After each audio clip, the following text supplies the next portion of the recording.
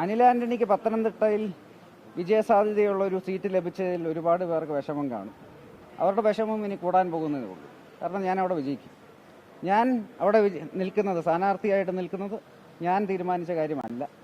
ശ്രീ നരേന്ദ്രമോദിജി നേതൃത്വം നൽകുന്ന പാർട്ടിയുടെ സെൻട്രൽ ഇലക്ഷൻ കമ്മിറ്റി തീരുമാനിച്ച കാര്യമാണ്. ഞാനും ഇവിടെയുള്ള എല്ലാ സ്ഥാനാർത്ഥികളും ശ്രീ മോദിജിയെ പ്രതിനിധീകരിച്ചാണ് നിൽക്കുന്നത്. ഈ തെരഞ്ഞെടുപ്പിൽ ഭാരതീയ ജനതാ പാർട്ടിക്ക് അഖിലേന്ത്യാ തലത്തിൽ 370-ലധികം സീറ്റുകൾ ലഭിക്കും. NDAക്ക് 400-ലധികം സീറ്റുകൾ ലഭിക്കും. ഈ തെരഞ്ഞെടുപ്പിൽ തീർച്ചയായിട്ടും ഭാരതീയ ജനതാ പാർട്ടി കേരളത്തിൽ അക്കൗണ്ട് തുറക്കും. നിരവധി സീറ്റുകൾ ലഭിക്കും. അതിലൊന്ന് പത്തനംതിട്ടയായിരിക്കും.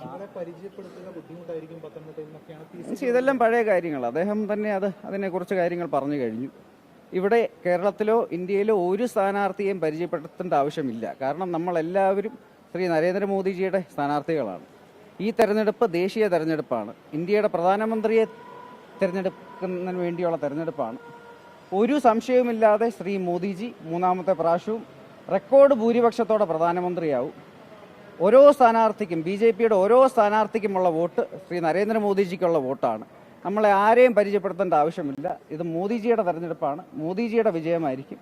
നമ്മളെല്ലാവരും മോദിജിയുടെ സ്ഥാനാർത്ഥികളാണ്. മോദിജിക്ക് വേണ്ടി പ്രവർത്തിക്കുന്നവരാണ്. ഒരു പരിചയപ്പെടലും ഒരു ഭാരതീയ ജനതാ പാർട്ടിയുടെ സ്ഥാനാർത്ഥിക്കും ആവശ്യമില്ല.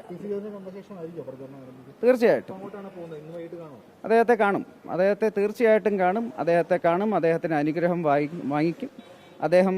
അദ്ദേഹത്തിന്റെ പൂർണ്ണ പിന്തുണയോടെ ഞാൻ പത്തനംതിട്ടയിൽ വിജയിക്കും.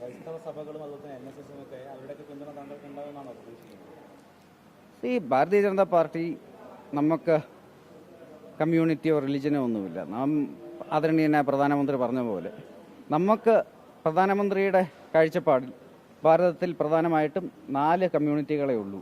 ഗരീബ്, യുവ, അന്നദാത, നാരി. അതായത് ഇവിടുത്തെ പാവപ്പെട്ടവർ, ഇവിടുത്തെ കർഷകർ, ഇവിടുത്തെ സ്ത്രീകൾ, ഇവിടുത്തെ യുവാക്കൾ.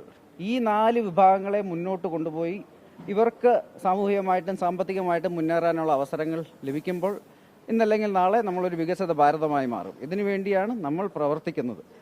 ഈ കേരളത്തിലും ഈ 4 കമ്മ്യൂണിറ്റിയിലുമുള്ള എല്ലാവരും, കേരളത്തിലുള്ള എല്ലാവരും ഈ 4 കമ്മ്യൂണിറ്റിയിൽ ഏതെങ്കിലും ഒരാളാണ്. എല്ലാവരും ഭാരതീയ ജനതാ പാർട്ടിക്ക് വേണ്ടി സപ്പോർട്ട് ചെയ്യും. എല്ലാ കമ്മ്യൂണിറ്റിയും ഭാരതീയ ജനതാ പാർട്ടിക്ക് വേണ്ടി സപ്പോർട്ട് ചെയ്യും. ഇന്ത്യയിലെ മറ്റെല്ലാ സംസ്ഥാനങ്ങളിൽ നടക്കുന്ന പോലെ പത്തനംതിട്ടയിലും മറ്റെല്ലാ മണ്ഡലങ്ങളിലും ഒരു കമ്മ്യൂണിറ്റി, കാസ്റ്റ്, റിലീജിയസ് ഡിഫറൻസിയേഷൻ ഇല്ലാതെ ശ്രീ നരേന്ദ്രമോദിജി നയിക്കുന്ന ഭാരതീയ ജനതാ പാർട്ടിക്ക് വേണ്ടി എല്ലാവരും വോട്ട് ചെയ്യുമെന്ന് തന്നെയാണ് എൻ്റെ വിശ്വാസം.